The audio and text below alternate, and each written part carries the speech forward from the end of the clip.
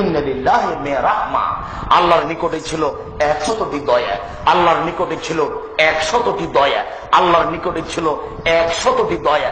আনজালা মিনহা রাহমাতান ওয়াহিদা বাইনাল জিন্নি ওয়াল ইনসি ওয়াল হাওয়ামি ওয়াদ দাওয়াবি, তার একটি দয়া আল্লাহ ভাগ করে দিয়েছেন জিনের মাঝে, মানুষের মাঝে, পশু প্রাণীর মাঝে। একটি দয়ার ভাগ পেয়ে মানুষ তার মেয়েকে আম্মু বলে ডাকে, চুমা খায়। একটি দয়ার ভাগ পেয়ে কুকুর তার বাচ্চাকে আদর করে ডাকে। একটি দয়ার ভাগ পেয়ে গাভী তার বাচ্চাকে জিহ্বা দিয়ে চাটে। একটি দয়ার ভাগ পেয়ে সাপ তার বাচ্চাকে আদর করে ডাকে। একটি দয়ার ভাগ পেয়ে সিংহ তার বাচ্চাকে আদর করে দুধ খাওয়ায়। আর 99টি দয়া আল্লাহ নিজের কাছে রেখেছেন।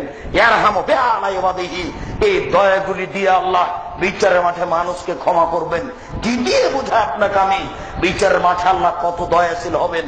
এরপরেও 3 শ্রেণীর মানুষের সাথে আল্লাহ কথা বলবেন না। তারা আল্লাহর কাছে কতটি দয়া ছিল? 100।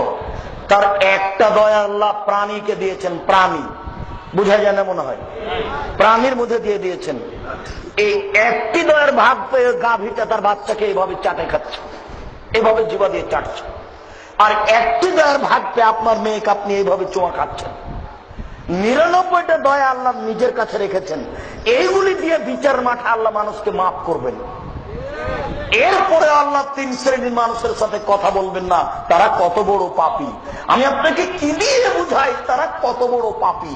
তার 1 শ্রেণীর মানুষ হচ্ছে যারা পায়জামা প্যান্ট লুঙ্গি টাকনুর নিচে রাখে।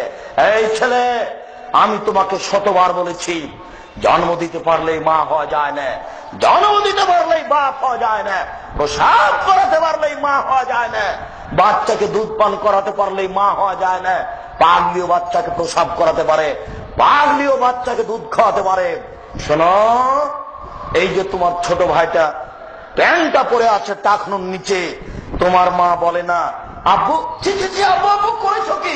আসো আসো আসো, প্যান্টটা খুলো আব্বু, প্যান্টটা খুলো, আমি কেটে দিই। করেছো কি তুমি? আরে প্যান্টটা টাকনুর নিচে আব্বু। 3 শ্রেণীর মানুষের সাথে আব্বু বিচারের মাঠে আল্লাহ কথা বলবেন না। তার 1 শ্রেণীর মানুষ হচ্ছে যারা পায়জামা প্যান্ট লুঙ্গি টাকনুর নিচে রাখে, আব্বু খুলো খুলো খুলো, কেটে দিই। এই কথা তোমার মা বলতে পারে, পাগলি বলতে পারে না।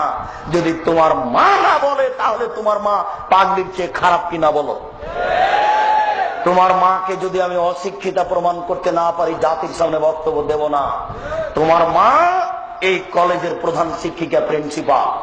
তোমার মা হাই স্কুলের হেডমাস্টার হতে পারে। 14 বার মাস্টার ডিগ্রি পাস করলেও তোমার মা জানে না বাচ্চাকে কিভাবে লালন পালন করতে হয়। এমনিতেই পশু প্রাণীর মতো বাচ্চাকে খাওয়িয়ে নিয়ে বাচ্চাকে কোলে তুলে রিক্সায় নিয়ে চলে গেছে স্কুল। দেখো না, রাত দিন তোমার মা যাচ্ছে, ও জানে বাচ্চাকে কিভাবে লালন পালন করতে হয়, বাচ্চাকে কিভাবে দুধ খাওয়াতে হয়, সেটাই জানে না।